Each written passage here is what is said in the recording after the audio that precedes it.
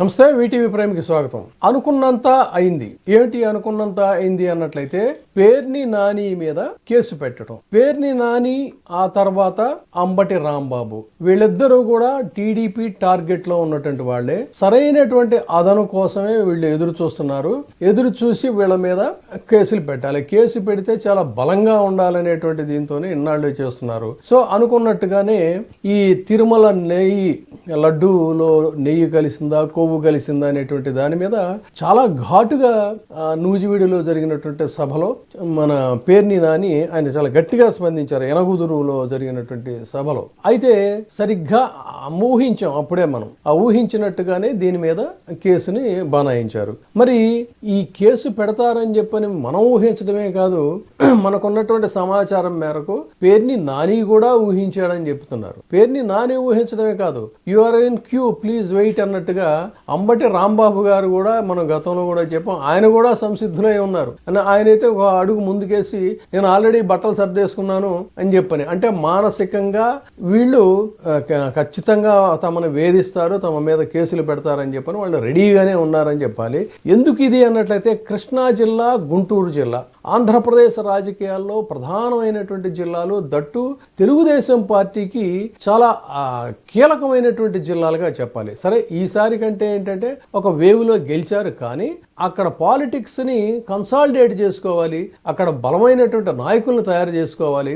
అదేవిధంగా పల్నాడు, సరే పల్నాడులో మనం చూస్తున్నాం వరుస పెట్టి కొంతమందిని లోపలికి పంపించేయటం, కొంతమంది మీద హత్యాయత్నాలు జరగటం, అక్కడంతా అణిచివేత ధోరణులు కంటిన్యూస్ గా జరుగుతున్నాయి ఆ వెంజెన్స్ పాలిటిక్స్ లో భాగంగా. అయితే ఇక్కడికి వచ్చేసరికి ఏంటంటే, ఇటు పేర్ని నాని గాని అంబటి రాంబాబు గాని కృష్ణా జిల్లాలో బలమైనటువంటి కాపు సామాజిక వర్గానికి సంబంధించినటువంటి నాయకులు. వీళ్ళిద్దరూ కూడా గతంలో మంత్రులుగా పనిచేసినటువంటి వాళ్ళు, తర్వాత పొలిటికల్ గా కూడా ఒక లెగసీ ఉన్నటువంటి వ్యక్తి పేర్ని నాని. వాళ్ళ నాన్నగారికి కూడా ఒక మంచి ఇమేజ్ ఉంది.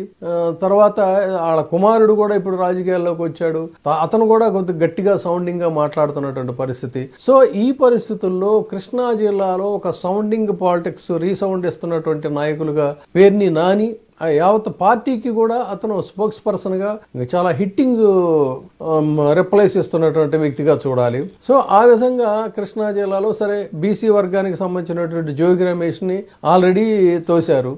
అతను బెయిల్ మీద బయటకు వచ్చాడు, అదే రకమైనటువంటి ఫోర్స్ తో ఉన్నాడు, కానీ ఎక్కడా కూడా అతను తగ్గిన పరిస్థితి లేదు. తర్వాత ఇంకా గట్టిగా వాయిస్ అండ్ రేజ్ చేస్తున్నటువంటి నాయకుడు సాక్షాత్తు దేవినేని నెహ్రూ కుమారుడైనటువంటి దేవినేని అవినాష్. దేవినేని అవినాష్ కూడా చాలా క్రియాశీలకంగా ఎన్టీఆర్ జిల్లాలో వ్యవహరిస్తున్న పరిస్థితి. ఇక బందరు విషయానికి వచ్చినప్పుడు ఏంటంటే, బందరులో ఒక తమదైనటువంటి స్థాయిలో నాయకులు చాలా కన్సాలిడేటెడ్ గా ఉంటారని జనసేనకి అనుకుంటే, జనసేనకు ఒక వేవుగా ఓట్లేసినటువంటి వాళ్ళందరూ కూడా ఈ రోజున పునరాలోచనలో పడి పెద్ద సంఖ్యలో మళ్ళీ పేర్ని నాని వెనకే వస్తున్నటువంటి తీరు చూస్తే అక్కడ పాలిటిక్స్ మళ్ళీ పోలరైజ్ అవుతుంది. ఇది జీర్ణించుకోలేనటువంటి టీడీపీ ఏమైనా సరే అక్కడ వీళ్ళ నోళ్లు మూయించాలని చెప్పి అనుకున్నారు. సో బియ్యానికి సంబంధించి సాక్షాత్తు పేర్ని నాని సతీమణి మీద ఆ రోజున కేసు పెట్టినటువంటి పరిస్థితి. అయినా ఎక్కడా కూడా కించిత్ తగ్గకుండా అదే ఫోర్స్ తో మెయింటైన్ చేయటం, తర్వాత తన రాజకీయాలకే పరిమితం కాకుండా జైల్లో ఉన్నప్పుడు గన్నవరం పాలిటిక్స్ కి సంబంధించి వంశీకి కూడా మద్దతుగా అక్కడ క్రియాశీలకంగా వ్యవహరించడం, ఇదంతా కూడా వాళ్ళకి కంట్లో నలుసు పంట్లో రాయిలాగా తయారైనటువంటి పేర్ని నానిని తొక్కివేయాలి. అయితే ఇంకొక ఆశ్చర్యకరమైనటువంటి అంశం ఏంటంటే, కృష్ణా జిల్లా రాజకీయాల్లో చిరకాలం చాలా గ్యాప్ తర్వాత మళ్ళీ కాపు సామాజిక వర్గం నుంచి ఈ ఇద్దరు నాయకులు కూడా నిజానికి వంగవీటి రంగా గారికి ఉన్నటువంటి అక్కడ ఉన్నటువంటి బలంలో ఇప్పుడున్నటువంటి ప్రజెంట్ పాలిటిక్స్ లో చాలా మంది ఒక రెండుగా చీలిపోయారని చెప్పాలి. ఆ చీలిపోయినటువంటి తెలుగుదేశం పార్టీతో అంటగాగడానికి ఇష్టపడినటువంటి శ్రేణులంతా కూడా ఈ రోజున ఇటు పేర్ని నానిని, అంబటి రాంబాబు లాంటి వాళ్ళని, అటు శ్రీకాకుళానికి వెళ్ళినట్టయితే బొత్స సత్యనారాయణ లాంటి వాళ్ళని చాలా మందిని అభిమానిస్తున్నటువంటి పరిస్థితుల్లో ఈ పేర్ని నానిని ఎలా తొక్కివేయాలనేటువంటిదే ప్రయత్నంలో భాగంగా ఈ రోజున కేసు పెట్టారు. అయితే ఈ కేసుతోనే ఇది అవ్వదు, ఖచ్చితంగా ఇంకా రాబోయే కాలంలో మరిన్ని కేసులు కూడా పెడతారు. అయితే మానసికంగా దానికి సంసిద్ధుడై ఆ వాళ్ళతో ఘర్షణకే నేను సిద్ధంగా ఉన్నానని స్పష్టంగా చెప్తున్నటువంటి నాని ఈ కేసెస్ ని ఎలా ఫేస్ చేస్తాడో, ఆయన అనుచరులు, ఆయన అభిమానులు, పార్టీ ఏ విధంగా దీని మీద రెస్పాండ్ అవుతుంది. ఎందుకంటే మనం మనం కాకాని గోవర్ధన్ చూసాం, జోగి రమేష్ చూసాం. ఎక్కడా కూడా వాళ్ళేమి జారిపోయిన పరిస్థితి లేదు, వాళ్ళ క్యాడర్ కూడా జారిపోయిన పరిస్థితి లేదు. సో ఈ రోజున నాని కూడా అదే విధంగా ఇదవుతాడు తప్ప ఎక్కడా తగ్గటం అనేటువంటిది ఉండదు.